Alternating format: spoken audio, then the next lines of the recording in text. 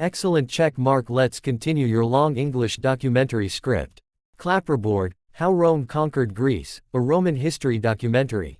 Here is Part 2, The Rise of Rome, From Republic to Power, written in full cinematic, YouTube narration style, around 2,500 words. It continues directly from where Part 1 ended. Clapperboard Part 2, The Rise of Rome, From Republic to Power. Opening scene. Epic music swells. The screen fades in from black to a sweeping view of the Roman countryside, green hills, farms, and soldiers marching in disciplined ranks. Narrator. Before Rome conquered the Greek world, it had already conquered itself. The strength of Rome did not come from gold or kings, but from its people, its discipline, and its relentless belief in destiny. This is the story of how a humble republic rose to dominate the Mediterranean, and how its rise set the stage for the conquest of Greece. Scene 1. The birth of the Republic.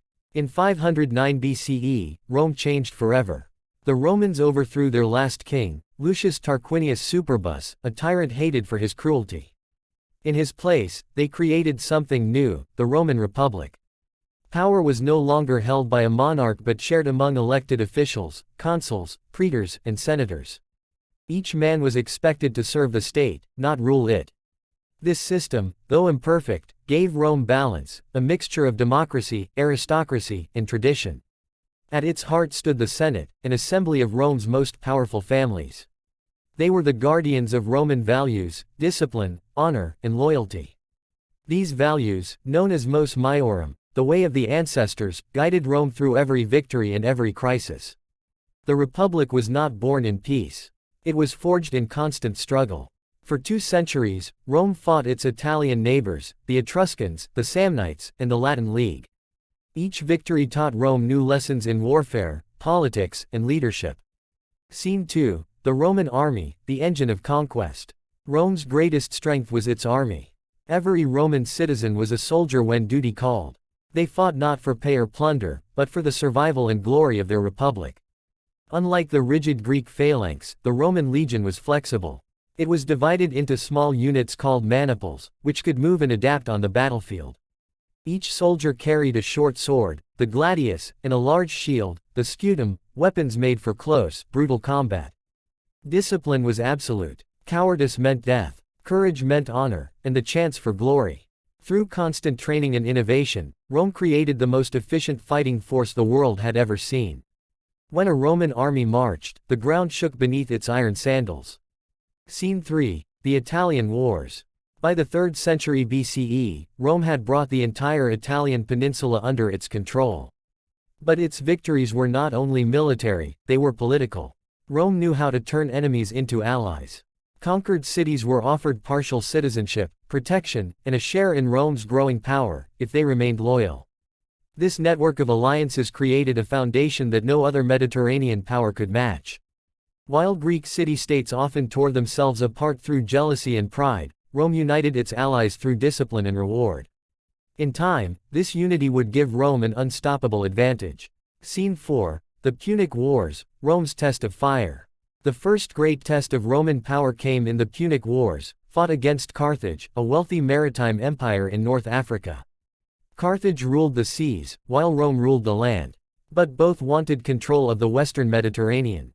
The First Punic War 264–241 BCE began over Sicily. For 20 years, Rome fought on unfamiliar waters, learning naval warfare from scratch.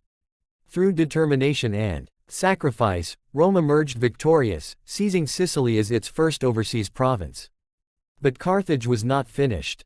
In 218 BCE, a young Carthaginian general named Hannibal Barca swore eternal hatred for Rome. He led an army, and wore elephants, across the Alps into Italy itself.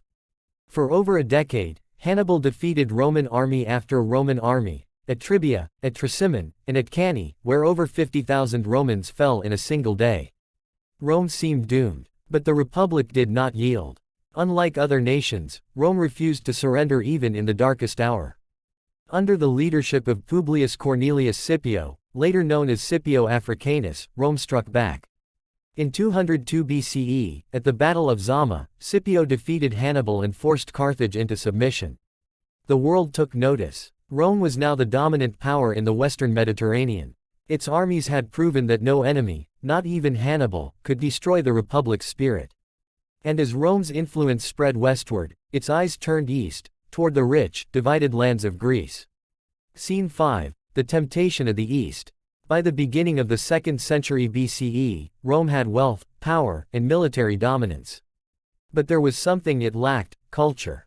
The Romans admired Greek art, literature, and philosophy. The names of Homer, Plato, and Aristotle inspired awe. Roman generals began to send home Greek statues, books, and scholars. Greek tutors taught the children of Rome's elite. And in time, many Romans began to see themselves as inheritors, not destroyers, of Greek civilization. Yet admiration did not stop ambition. The Senate saw Greece not only as a land of wisdom but of opportunity. Its city-states were rich but weak. Its kingdoms were powerful but divided. Rome's leaders believed they could bring order, Roman order, to the Greek world. Their justification was always noble. They said they fought to liberate the Greeks from tyrants. But liberation would soon turn to domination. Scene 6. The Politics of Power. Back in Rome, victory brought new challenges. The Senate grew wealthier, but ordinary citizens demanded more rights.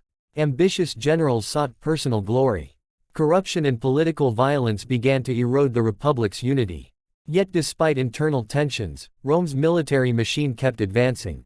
Every victory abroad distracted from division at home. Every new province enriched the Senate and the generals. Rome was becoming more than a republic, it was becoming an empire in all but name. The Greek historian Polybius, who lived through these times, saw it clearly. He wrote that Rome's system, its balance between people, Senate, and magistrates, was the reason for its greatness. But he also warned that success breeds pride, and pride leads to ruin. For now, though, Rome's destiny still rose higher. Scene 7. The Greek world reacts. As Roman legions moved eastward, news spread quickly across the Greek world.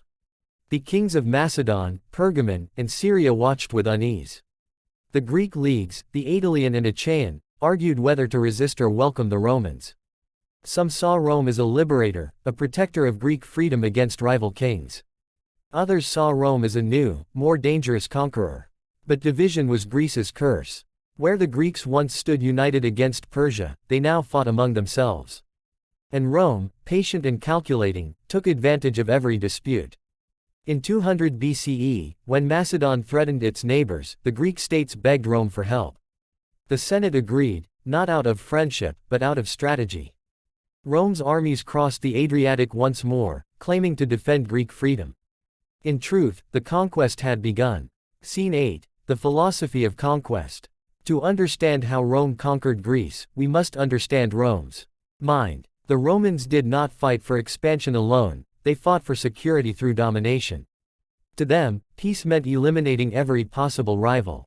A Greek ambassador once asked a Roman general, "Greater than, when will Rome be satisfied?" The general replied, "When we are the only ones left to fear." It was not hatred that drove Rome, but fear, fear of enemies, fear of weakness, fear of decline. That fear became ambition, and that ambition built an empire. This mentality contrasted sharply with Greek ideals. The Greeks sought knowledge, art, and balance. The Romans sought control, discipline, and permanence. In the collision of these two worlds, one philosophical, one pragmatic, the fate of the Mediterranean would be decided. Scene 9. The Seeds of Greek Submission. By the mid-2nd century BCE, Rome had already defeated Macedon twice. It had humbled the Seleucids of Asia and established influence over the Greek city-states. Greek diplomats, poets, and philosophers filled Roman halls. They flattered senators and taught their sons. But beneath this exchange of culture lay a growing reality: Greece had lost its independence. Even those who welcomed Roman rule soon discovered its price. Roman taxes, Roman governors, and Roman laws replaced their own. Freedom, once the heartbeat of Greek civilization, became a memory. Yet Greek pride remained. In Corinth, in Sparta, in Athens, whispers of rebellion began to rise again. Scene 10. Rome's destiny. By 150 BCE, Rome stood at the peak of its power. Its armies stretched from Spain to Asia Minor. Its fleets ruled the seas. Its influence reached into every kingdom of the Mediterranean. The Senate believed that Rome's destiny was eternal, that no power could challenge it. But even as Rome conquered abroad, the republic's heart began to darken. The gap between rich and poor widened. Politicians sought power through corruption and violence. The ideals of the early republic, honor, service, and duty, began to fade beneath the weight of greed. Still, the Senate turned its gaze toward Greece one last time. The proud city of Corinth had dared to defy Roman authority. And for that defiance, Rome would deliver a message that the entire world would never forget. Closing scene, Part 2 ends. The screen darkens as storm clouds gather above ancient Corinth. The narrator's voice softens. Narrator. Rome's rise was unstoppable, built on discipline, ambition, and fear. But every empire's greatness carries the shadow of its own destruction. In Greece, Rome would find not only its greatest victory, but also the culture that would conquer its conquerors. Music fades. Title card appears. To be continued, Part 3, The Greek Wars. Would you like me to now continue with Part 3, The Greek Decline and the Macedonian Wars, the next 2,500-3,000 words? Once you confirm, I'll begin the next section immediately.